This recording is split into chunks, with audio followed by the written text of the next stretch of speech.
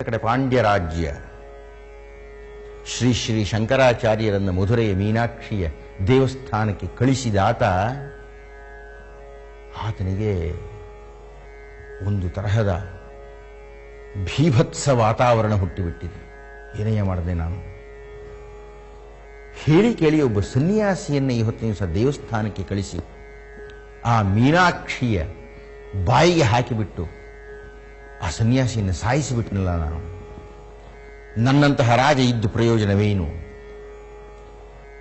ಇನ್ನು ಬೇಡ, ನಾನು ಹೋಗ್ತೀನಿ, ಅಲ್ಲಿ ಆ ದೇಗುಲಕ್ಕೆ ಹೋಗ್ತೀನಿ, ಅಲ್ಲಿ ನೋಡ್ತೀನಿ. ಅಲ್ಲಿ ಆ ಸನ್ಯಾಸಿ ಇಷ್ಟೊತ್ತಿಗೆ ಸತ್ತು ಬಿದ್ದಿರ್ತಾನೆ. ಸನ್ಯಾಸಿಯನ್ನ ಬಲಿ ಕೊಟ್ಟು ನಾನು ಯಾಕೆ ಉಳಿದಿರಬೇಕು? ಆದ್ದರಿಂದ ಈ ದಿವಸ ನಾನು ನನ್ನ ತಲೆಯನ್ನ ಆ ಮೀನಾಕ್ಷಿಗೆ ಅರ್ಪಣೆ ಮಾಡಿ ಇನ್ನು ಮುಂದೆ ನನ್ನ ರಾಜ್ಯತ್ವದ ಹಕ್ಕೇ ನನಗೆ ಬೇಕಾಗಿಲ್ಲ ಅನ್ನುವ ನಿರ್ಣಯಕ್ಕೆ ಬಂದುಬಿಡ್ತೀನಿ ಅಂತ ಹೇಳಿ ಬಿಚ್ಚುಗತ್ತಿಯನ್ನು ಹಿಡಿದು ಆ ಪಾಂಡ್ಯ ರಾಜ ದೇವಸ್ಥಾನದ ಪ್ರಾಂಗಣಕ್ಕೆ ಅಡಿಯಿಟ್ಟಿದ್ದಾನೆ. ಅಷ್ಟು ಹೊತ್ತಿಗೆ ಶ್ರೀ ಶ್ರೀ ಶಂಕರರು ಹೇಳಿದರು, ಅಮ್ಮ, ಕೊನೆಯದಾಗಿ ಒಂದು ಭೂಪುರ ಚಕ್ರವನ್ನು ನಿರ್ಮಾಣ ಮಾಡಿಬಿಡ್ತಾ ಇದ್ದೇನೆ ನಾನು. ತ್ರೈಲೋಕ್ಯ ಮೋಹನ ಚಕ್ರದ ಸುತ್ತಲೂ ಭೂಪುರ ಚಕ್ರ ಅನ್ನತಕ್ಕಂಥ ಒಂದು ಚೌಕಾಕಾರವನ್ನು ನಾನು ನಿರ್ಮಾಣ ಮಾಡ್ತಾ ಇದ್ದೇನೆ. ಇದೆಲ್ಲ ಆಗಿರತಕ್ಕಂಥದ್ದು ಸಂಖ್ಯಾಶಾಸ್ತ್ರಕ್ಕೆ ಅನುಗುಣವಾಗಿ. ಆಕೆ ಹೇಳಿದ್ಲು, ಎಲ್ಲ ಸರಿಯಾಗಿ ಮಾಡಿದೀಯ, ಇನ್ನೇನು ಆಟ ಮುಕ್ತಾಯ ಆಗ್ತಾ ಬಂತು, ಗೆದ್ದೇ ಬಿಟ್ಟೆ ನಾನು ಅಂತ ಹೇಳಿ ಕೊನೆಯ ಕಾಯನ್ನು ಹಣ್ಣು ಮಾಡಿಬಿಟ್ಟಳು. ಶ್ರೀ ಶ್ರೀ ಶಂಕರ, ಅಮ್ಮ, ನಾನು ಎಲ್ಲ ಗೆಲ್ತಾ ಇದ್ದೀನಿ, ಇನ್ನು ಒಂದೇ ಒಂದು ಕಾಯಿ ಉಳಿದಿದೆ, ಒಂದು ಗರ ಹಾಕಲಿಕ್ಕೆ ನೀನು ಅನುಮತಿಯನ್ನು ಕೊಟ್ಟು ಬಿಟ್ಟರೆ ನಾನು ಆ ಕಾಯಿಯನ್ನು ಹಣ್ಣು ಮಾಡಿಬಿಡ್ತೀನಿ. ಯಾಕೆಂದ್ರೆ ಕೇಳಿದ ಗರ ಬೀಳುತ್ತಲ್ಲ. ಮುಗಿದೋಯ್ತು, ನಾನು ಗೆದ್ದೆ, ನೀನು ಸೋತು. ಮತ್ತೆ ಮುಂದೇನು? ಏನು ಮಾಡೋಕ್ಕಾಗಲ್ಲ, ಗೆದ್ದು ಬಿಟ್ಟಿದ್ದೀಯ. ಆದ್ದರಿಂದ ಏನು ಪಣಕ್ಕೆ ಇಟ್ಟಿದ್ದೇವೋ ಅದನ್ನು ನೀನು ಸ್ವೀಕರಿಸಿಬಿಡು. ಹೇಗಯ್ಯ ಸ್ವೀಕರಿಸಲಿ ನಿನ್ನ?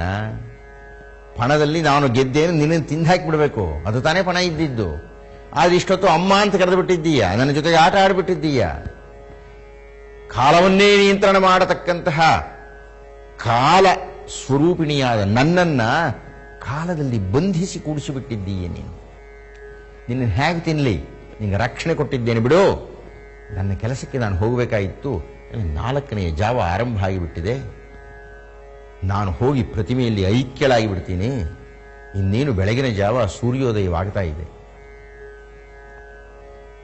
ಶ್ರೀ ಶ್ರೀ ಶಂಕರರು ಹೇಳಿದರು, ಅಲ್ಲಿಗೆ ಸೋತೆ ಅಲ್ಲೇನಮ್ಮ ನಾನು? ಇನ್ನೇನಯ್ಯ ಅಮ್ಮ, ಗರಗಳನ್ನು ನೋಡಿಬಿಟ್ಟರೆ ಸಂಖ್ಯಾಶಾಸ್ತ್ರದ ಪ್ರಕಾರ ನಾನೇ ಗೆದ್ದ ಕಾಣಿಸ್ತಾ ಇದೆ. ಹೇಗೆ ಗೆದ್ದಿದ್ದೀಯ? ಹೇಗೆ ಗೆದ್ದಿದ್ದೀಯೇ ಅನ್ನತಕ್ಕಂಥದ್ದು ಮುಂದಿನ ಕ್ಷಣದಲ್ಲಿ ನಿನಗೇ ಗೊತ್ತಾಗಿಬಿಡುತ್ತೆ. ಏನು ಗೊತ್ತಾಗೋದು? ಸರಿ, ನೀನು ಬೇಕಾಗಿದ್ದರೆ ನಿನ್ನ ಪ್ರತಿಮೆಗೆ ಹೋಗಿ ಸೇರಿಕೊಳ್ಳಬಹುದು. ಇನ್ನೇನು ಸೂರ್ಯೋದಯ ಆಗ್ತಾ ಇದೆ. ಮೀನಾಕ್ಷಿ ಏಳಲಿಕ್ಕೆ ಹೋಗುತ್ತಾಳೆ, ಏಳಲಿಕ್ಕೆ ಆಗ್ತಾನೇ ಇಲ್ಲ. ಆಕೆಯ ಸೀರೆಯ ನೆರಿಗೆಗಳೆಲ್ಲ ಚಕ್ರಗಳಲ್ಲಿ ಬಂಧಿತವಾಗಿಬಿಟ್ಟೆ. ಪದ್ಮಾಸವನ್ನು ಬಿಚ್ಚಲಿಕ್ಕೆ ಆಗ್ತಾ ಇಲ್ಲ. ಏನಯ್ಯ ಇದು? ಅಮ್ಮ, ನೀನು ಇಲ್ಲಿ ಬಂದು ಆ ಬಿಂದುವಿನ ಮೇಲೆ ಕುಳಿತಾಗ ಘೋರಾಕ್ಷರಗಳು ಇತ್ತು.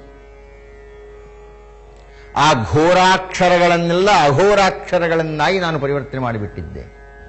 ಅಂದ್ರೆ ಈ ಯಂತ್ರದಲ್ಲಿ ಈಗ ಸೃಷ್ಟಿಯಾಗಿರತಕ್ಕದ್ದೆಲ್ಲ ಸಾತ್ವಿಕಾಕ್ಷರಗಳು. ನೀನು ಬಂದವಳು ಘೋರಿಯಾಗಿ ಈಗ ಅಘೋರಿಯಾಗಿ ಬಿಟ್ಟಿದ್ದಿ. ನೀನು ಬಂದವಳು ಕಾಳಿಯಾಗಿ ಈಗ ನೀನು ಗೌರಿಯಾಗಿ ಬಿಟ್ಟಿದ್ದಿ. ನೀನು ಬಂದವಳು ರುದ್ರಳಾಗಿ ಈಗ ಶುದ್ಧ ಹಸನ್ಮುಖಿಯಾದ ಪಾರ್ವತಿಯಾಗಿ ಬಿಟ್ಟಿದ್ದೀಯೇ, ಮೀನಾಕ್ಷಿಯಾಗಿ ಬಿಟ್ಟಿದ್ದೀಯೇ, ಘೋರಾಕ್ಷಿಯಾಗಿ ಇಲ್ಲ. ಹೀಗಾಗಿ ನೀನು ಬಂದ ಸ್ಥಿತಿಯಲ್ಲಿ ಹಿಂದಕ್ಕೆ ಹೋಗ್ಬೋದು. ಈಗ ಪರಿವರ್ತಿತರಾಗಿಬಿಟ್ಟು ಹೇಗೆ ಹೇಳೋಕ್ಕಾಗಿತ್ತು ನಿನಗೆ? ನಾನು ಅದೇ ಸ್ಥಿತಿಗೆ ಹೋಗ್ತೀನಿ ಅಂದ್ರೆ ಹೋಗೋಕ್ಕಾಗಲ್ಲ. ಯಾಕೆಂದ್ರೆ ಸಾತ್ವಿಕಾಕ್ಷರಗಳಾಗ್ಬಿಟ್ಟಿದೆ. ಆ ಮಂತ್ರದಲ್ಲಿ ಬಂಧಿಸಲ್ಪಟ್ಟು ಬಿಟ್ಟಿದ್ದೀಯ. ಆದ್ರಿಂದ ನಾನು ಗೆದ್ದ ಹಾಗೆ ತಾನೆ. ನಾನು ನಿನ್ನನ್ನು ಬಂಧಿಸಿ ಗೆದ್ದೆ. ನೀನು ಆಟದಲ್ಲಿ ಗರವನ್ನು ಹಾಕಿ ಗೆದ್ದೆ. ಅದೆಲ್ಲ ಇರಲಿ, ಈಗ ನಾನು ಹೋಗಬೇಕು. ನೀನು ಹೋಗಬೇಕಾಗಿದ್ದರೆ ಈ ತತ್ವಕ್ಕೆ ಬದ್ಧಳಾಗಿ ಹೋಗಬೇಕು. ಅಂದರೆ ಸಾತ್ವಿಕಳಾಗಿ ಹೋಗಬೇಕು. ಅಂದರೆ ಮಾರನೆಯ ದಿವಸ ಇಂದಾಗಲೇ ನಿಂತು ಹೋಯಿತು. ಸಂಹಾರ ಕಾರ್ಯ ಇಂದಿಗೆ ನಿಂತು ಹೋಗಿಬಿಟ್ಟಿದೆ. ಮಾರಣ ಹೋಮ ಇಂದಿಗೆ ನಿಂತು ಹೋಗಿಬಿಟ್ಟಿದೆ. ಇನ್ನು ಮುಂದೆ ನಾನು ಯಾರನ್ನು ಬಲಿ ತೆಗೆದುಕೊಳ್ಳುವುದಿಲ್ಲ ಅನ್ನುವ ನಿರ್ಣಯಕ್ಕೆ ಬರಬೇಕು. ಪಾಯಸಾನ್ನ ಪ್ರಿಯಾ ದೇವಿ ಅಂತಲೂ ಇದೆ ನಿನ್ನ ಲಲಿತಾ ಸಹಸ್ರನಾಮದಲ್ಲಿ. ನಾಳಿನಿಂದ ನಿನಗೆ ನೈವೇದ್ಯ ಕೇವಲ ಪಾಯಸವೇ ವಿನಃ ಮಾಂಸ ಭಕ್ಷಣೆ ಸಾಧ್ಯವೇ ಇಲ್ಲ. ಇದಕ್ಕೆ ನೀನು ಅನುಮತಿಯನ್ನು ಕೊಡಬೇಕು. ಪಾಂಡ್ಯ ಮಹಾರಾಜ ಬಂದವನು ನೋಡ್ತಾ ಇದ್ದಾನೆ. ಮಧುರೆಯ ಮೀನಾಕ್ಷಿಯ ಜೊತೆಗೆ ಶ್ರೀ ಶ್ರೀ ಶಂಕರಾಚಾರ್ಯರು ಸಂವಾದವನ್ನು ಮಾಡ್ತಾ ಇದ್ದಾರೆ. ಈಗ ಸ್ತಬ್ಧನಾಗಿ ನಿಂತ್ಕೊಂಡು ಬಿಟ್ಟ. ಏನು ಸತ್ತೋಗಿರ್ತಾನೆ ಅಂತ ಬಂದರೆ ಏನೇ ಎಷ್ಟು ದೇದೀಪ್ಯಮಾನವಾದ ದೇವಿಯ ಜೊತೆಗೆ ಮಾತನಾಡ್ತಾ ಇದ್ದಾನೆ ಈ ಸನ್ಯಾಸಿ ಯತಿ.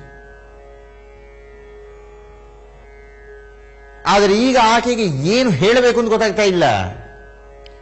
ನಾನು ಬಿಟ್ಬಿಡ್ತೀನಿ ಅಂದ್ರೆ ಅಲ್ಲಿಯ ತನಕ ಆಕೆ ಒಪ್ಪಿಕೊಂಡು ಬಂದಿರತಕ್ಕಂಥ ಒಂದು ಕರ್ತವ್ಯ ಮಾರಣ ಹೋಮ, ಅದನ್ನು ಬಿಡಬೇಕು. ಅದನ್ನು ಬಿಡೋದಿಲ್ಲ ಅಂದರೆ ಹೇಳೋ ಹಾಗೆ ಇಲ್ಲ. ಅಲ್ಲೇ ಬಂಧಿತಳಾಗಿಬಿಟ್ಟಿದ್ದಾಳೆ. ಕೊನೆಗೆ ಯಜಮಾನರ ಕಡೆಗೆ ತಿರುಗಿ ಕೇಳಿದ್ದು ಸುಂದರೇಶ್ವರನ, ಏನು ಸ್ವಾಮಿ ಇದು, ಸಿಕ್ಕಾಕೊಂಡ್ಬಿಟ್ಟೆ ನಾನು, ಏನು ಮಾಡಲಿ ಈಗ? ಶ್ರೀ ಶ್ರೀ ಶಂಕರರು ಇದ್ದು ಸುಂದರೇಶ್ವರನಿಗೆ ನಮಸ್ಕಾರ ಮಾಡಿ ಕೇಳ್ತಾರೆ, ಅಪ್ಪ ನೀನೇ ದಾರಿ ತೋರಿಸಪ್ಪ. ಸುಂದರೇಶ್ವರ ಪ್ರತ್ಯಕ್ಷನಾಗಿ ಹೇಳ್ತಾನೆ, ನಾನು ನೋಡ್ತಾ ಇದ್ದೀನಿ ನಿಮ್ಮಿಬ್ಬರ ಆಟವನ್ನ, ಅಥವಾ ನಿನ್ನ ಆಟವನ್ನು ನಾನು ಬಹಳ ಕಾಲದಿಂದ ನೋಡ್ತಾ ಇದ್ದೀನಿ. ಹೇಳ್ತಾ ಇದ್ದೆ ನೀನು ಆ ಸನ್ಯಾಸಿಯ ಹತ್ರ, ಯಜಮಾನರ ಜೊತೆಗೆ ನಾನು ಪಗಡೆ ಆಡ್ತೀನಿ, ಪಗಡೆ ಆಡದಾಗೆಲ್ಲ ನಾನೇ ಗೆಲ್ತೀನಿ, ನಮ್ಮ ಯಜಮಾನರೇ ಯಾವಾಗಲೂ ಸೋಲ್ತಾರೆ. ನೀನು ಎಂಥ ಪೆದ್ದಿ ಅಂದರೆ, ನಾನು ಯಾಕೆ ಸೋಲ್ತಿದ್ದೆ ಅಂತ ನಿಂಗೆ ಅರ್ಥ ಆಗ್ತಿರಲಿಲ್ಲ. ನಾನು ಸೋತಂತೆ ನಾಟಕ ಆಡ್ತಾ ಇದ್ದೆ. ಯಾಕೆ? ನಾನು ಸೋತರೆ ಏನು ಕೊಡಬೇಕಾಯ್ತು ನಿನಗೆ? ನೀನು ಕೇಳಿದ ಪ್ರಶ್ನೆಗಳಿಗೆ ಉತ್ತರ ಹೇಳಬೇಕಾಯಿತು. ಬ್ರಹ್ಮಾಂಡಕ್ಕೆ ಸಂಬಂಧಪಟ್ಟ, ಸೃಷ್ಟಿಗೆ ಸಂಬಂಧಪಟ್ಟಂತಹ ಅತ್ಯಂತ ರಹಸ್ಯಮಯವಾಗಿರತಕ್ಕಂತಹ ಪ್ರಶ್ನೆಗಳನ್ನು ಕೇಳುತ್ತಿದ್ದೆ, ನಾನು ಉತ್ತರ ಹೇಳುತ್ತಿದ್ದೆ. ಜನರಿಗೆ ಅದರಿಂದ ಉಪಕಾರ ಆಗುತ್ತೆ ಅಂತ ಅದು ಚೂರ್ಣಿಕೆಗಳಾಗಿ, ದಂಡಕಗಳಾಗಿ, ಪ್ರಶ್ನೋತ್ತರಗಳಾಗಿ ಈಗ ಪ್ರಪಂಚದಲ್ಲಿ ವಿಹರಿಸಿಬಿಟ್ಟಿದೆ. ಲೋಕೋಪಕಾರಕ್ಕಾಗಿ ನಾನು ಅದನ್ನೆಲ್ಲ ಹೇಳ್ತಾ ಇದ್ದೆ. ನೀನಂದುಕೊಂಡೆ ನಾನು ಸೋಲಿಸಿಬಿಟ್ಟೆ ನಮ್ಮ ಯಜಮಾನರನ್ನ. ಅದೇ ಗರ್ವದಲ್ಲೇ ಮಾತಾಡ್ತಾ ಇದೀಯ ಅವನ ಹತ್ರ. ಅಷ್ಟೇ ಅಲ್ಲ, ಆ ಭಂಡಾಸುರನ ವಧೆಯ ನಂತರ ನೀನು ರಾತ್ರಿ ಆಗ್ತಾ ಇದ್ದಾಗೆ ಎಲ್ಲರನ್ನೂ ವಧೆ ಮಾಡ್ಲಿಕ್ಕೆ ಶುರು ಮಾಡಿಬಿಟ್ಟೆ. ಶಿವಶಕ್ತಿಯ ಯುಕ್ತ ನಾವು. ಈಶ್ವರ ಹಾಗೂ ಪಾರ್ವತಿ ಇಬ್ಬರು ಅರ್ಧನಾರೀಶ್ವರರು. ನಾನು ನಿನ್ನನ್ನು ನಿಲ್ಲಿಸುವಂತೆ ಇರಲಿಲ್ಲ. ಯಾಕೆ ನಿಲ್ಲಿಸುವಂತೆ ಇರಲಿಲ್ಲ ಅಂತಂತ ಹೇಳಿದರೆ, ನನ್ನ ದೇಹದ ಅರ್ಧ ಭಾಗವಾಗಿದ್ದ ನಿನ್ನನ್ನು ಹೇಗೆ ನಾನು ನಿಯಂತ್ರಣ ಮಾಡುವುದು? ಹಾಗೆ ಮಾಡಿದರೆ ನನಗೇ ನಾನು ಶಿಕ್ಷೆಯನ್ನು ಕೊಟ್ಟುಕೊಂಡಂತೆ ಆಗುತ್ತೆ. ಆದ್ದರಿಂದ ನಾನು ಏನೂ ಮಾಡಲಾಗದೇ ನಿನ್ನ ಮಾರಣ ಹೋಮವನ್ನು ನೋಡ್ತಾ ಇದ್ದೆ, ಕಾಯ್ತಾ ಇದ್ದೆ. ನಾನು ಯಾರಾದರೂ ಒಬ್ಬ ಕಾರುಣಿಕ ಪುರುಷ ಬರಬೇಕು, ಯಾರಾದರೂ ಒಬ್ಬ ನನ್ನ ಅಂಶ ಸಂಭೂತ ಬರಬೇಕು, ಯಾರಾದರೂ ಒಬ್ಬ ವಿರಾಗಿ ಬರಬೇಕು, ಕಾಮನ ಸಂಘವಿಲ್ಲದೆ ಇರುವಂತಹವನು ಬರಬೇಕು. ಆಗ ಮಾತ್ರ ಬಹುಶಃ ಆತ ನಿನ್ನನ್ನು ತಿದ್ದಬಹುದು ಅಂತ ನಾನು ನಿರೀಕ್ಷಣೆ ಮಾಡ್ತಾ ಇದ್ದೆ. ಈ ಹೊತ್ತು ಈತ ಬಂದ. ಆತ ಬಹಳ ಯೋಜಕನಾಗಿ ಪಗಡೆಯ ಆಟದ ನೆವದಲ್ಲಿ ನಿನ್ನನ್ನು ಬಂಧಿಸಿಬಿಟ್ಟೆ. ಒಪ್ಪುಕೋ, ನಾನು ಸೋತಿದ್ದೇನೆ ಅಂತ. ಅಂದ ಜಗತ್ ಕಲ್ಯಾಣವಾಗುತ್ತೆ. ನೀನು ಹಾಗೆ ಒಪ್ಪಿಕೊಳ್ಳದೇ ಇದ್ದರೆ ಇಲ್ಲಿ ಬಂಧಿತೆಲ್ಲ ಕೂತ್ಕೊಂಡ್ಬಿಟ್ಟಿರ್ತೀಯ. ಇನ್ನೊಂದು ಸ್ವಲ್ಪ ಹೊತ್ತಿಗೆ ಭಕ್ತರೆಲ್ಲ ಬರ್ಲಿಕ್ಕೆ ಶುರು ಮಾಡ್ತಾರೆ. ನಿನ್ನ ಅವಸ್ಥೆಯನ್ನು ನಕ್ಕು ಬಿಡ್ತಾರೆ ಅವರೆಲ್ಲರೂ. ಏನೇ ಇದು, ಮೀನಾಕ್ಷಿനെ ಬಂಧಿಸಿಬಿಟ್ಟಿದ್ದಾರೆ. ಆದ್ದರಿಂದ ನಿನ್ನ ಮಗನನ್ನು ಹರಸು. ಇಷ್ಟು ವರ್ಷಗಳು ನಾನು ಸೋಲ್ತಾ ಇದ್ದೆ ನಿನ್ನ ಹತ್ರ, ಈಗ ನಮ್ಮ ಮಗನ ಹತ್ರ ನೀನು ಸೋತಿದ್ದೀಯೇ. ನೀನು ಸೋತಿರೋದ್ರಿಂದ ಅವನಿಗೆ ಪ್ರಮಾಣ ಮಾಡು, ಇನ್ನು ಮುಂದೆ ನಾನು ರಕ್ತ ಮಾಂಸಗಳನ್ನು ಮುಟ್ಟುವುದಿಲ್ಲ. ಮೀನಾಕ್ಷಿಗೆ ವಿಧಿ ಇಲ್ಲದೆ ಹೋಯಿತು. ಕೊನೆಗೆ ಶ್ರೀ ಶ್ರೀ ಶಂಕರರ ಹತ್ತಿರ ಮಾತು ಕೊಟ್ಟು, ಇನ್ನು ಮುಂದೆ ನಾನು ಮಾಂಸಭಕ್ಷಗಳಾಗುವುದಿಲ್ಲ. ಶ್ರೀ ಶ್ರೀ ಶಂಕರಾಚಾರ್ಯರು ತಮ್ಮ ಆಶ್ರಮವನ್ನು ಬಿಟ್ಟು ಹೊರಟಾಗ ಆ ಧ್ಯೇಯವನ್ನು ಹೊತ್ತು ಬಂದಿದ್ದರು. ಇನ್ನು ಮುಂದೆ ಎಲ್ಲಿ ಎಲ್ಲಿ ಶ್ರೀಚಕ್ರ ಸ್ಥಾಪನೆಯಾಗಿದೆಯೋ ಅಲ್ಲೆಲ್ಲ ಮಾಂಸ ನೈವೇದ್ಯವನ್ನು ನಿಲ್ಲಿಸಿಬಿಡ್ತೀನಿ ಅಂತ. ಹಾಗೆ ಮೊಟ್ಟ ಮೊದಲ ಬಾರಿಗೆ ಆ ಮಾಂಸ ನೈವೇದ್ಯವನ್ನು ನಿಲ್ಲಿಸಿದ್ದು ಮಧುರೆಯ ಮೀನಾಕ್ಷಿಯ ಗರ್ಭಗುಡಿಯಲ್ಲಿ. ಆಕೆ ಬಿಡುಗಡೆ ಆಯಿತು, ಮಾತು ಕೊಡ್ತಾ ಇದ್ದ ಹಾಗೆ ಹೋಗಿ ಆಕೆ ಪ್ರತಿಮೆಯಲ್ಲಿ ಸೇರಿಕೊಂಡಳು. ಸುಂದರೇಶ್ವರ ಅಂತರ್ಧಾನನಾದ. ಇದನ್ನೆಲ್ಲ ಪಾಂಡ್ಯರಾಜ ನೋಡ್ತಾ ಇದ್ದಾನೆ. ಶ್ರೀ ಶ್ರೀ ಶಂಕರರು ಆತನ ಕಡೆ ತಿರುಗಿ ಹೇಳಿದರು, ಇಲ್ಲಿ ನೋಡು, ಮಧುರೆ ಮೀನಾಕ್ಷಿ ಕುಳಿತಿದ್ದ ಜಾಗದಲ್ಲಿ ಒಂದು ಶ್ರೀಚಕ್ರದ ಉದ್ಭವ ಆಗಿ, ಈ ಶ್ರೀಚಕ್ರದಲ್ಲಿ ಸಾತ್ವಿಕ ಗುಣಗಳ ಸಮೀಚೀನ ಮಾಡಿದ್ದೇನೆ ನಾನು. ಬಿಂದು ತ್ರಿಕೋಣ ವಸುಕೋಣ ದಶಾರ ಯುಗ್ಮ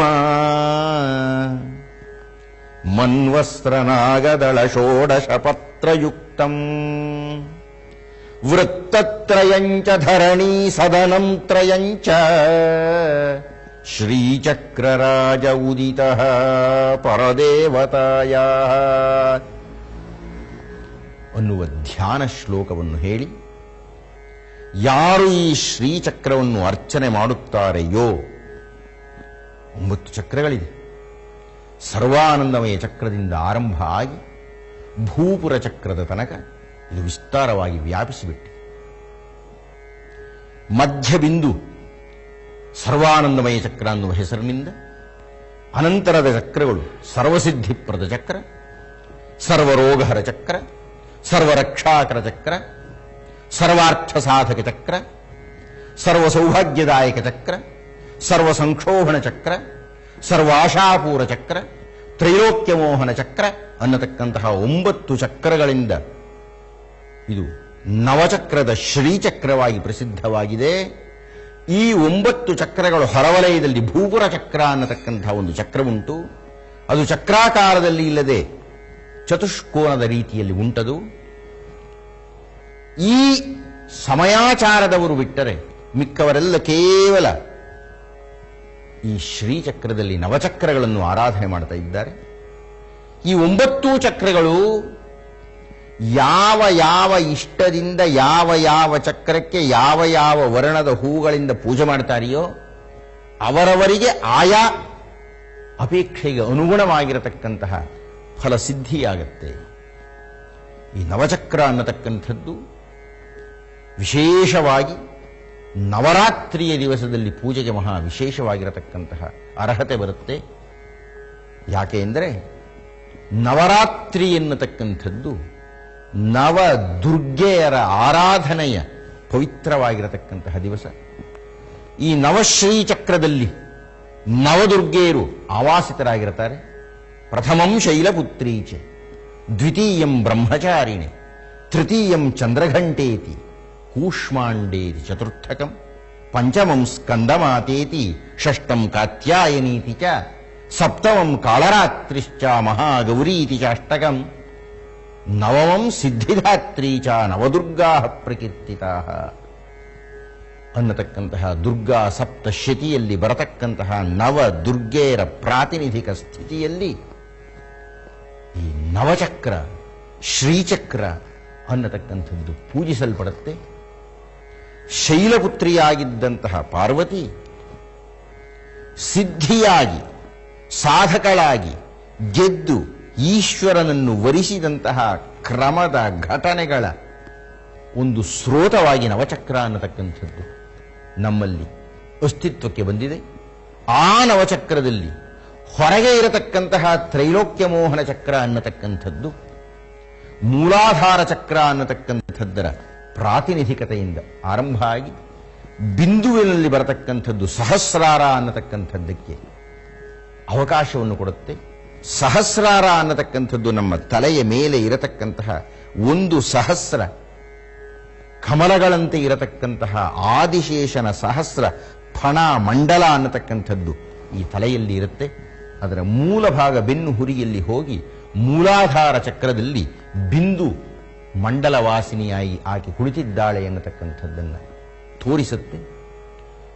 ಈ ರೀತಿಯಾಗಿ ಸಹಸ್ರಾರ ಅನ್ನತಕ್ಕಂಥದ್ದಕ್ಕೆ ಅಲ್ಲಿಂದ ಬಿಂದುವಿಗೆ ಮಾಡತಕ್ಕಂತಹ ಪ್ರಯಾಣವೇ ಶ್ರೀಚಕ್ರದ ನವಚಕ್ರಗಳ ಪೂಜೆಯ ಅನುಕ್ರಮ ಸ್ಥಿತಿ ಅಂತ ಹೇಳಿ ಶ್ರೀ ಶ್ರೀ ಶಂಕರಾಚಾರ್ಯರು ಆ ಪಾಂಡ್ಯ ರಾಜನಿಗೆ ಆ ಶ್ರೀಚಕ್ರದ ವಿವರಣೆಯನ್ನು ಕೊಡ್ತಾರೆ.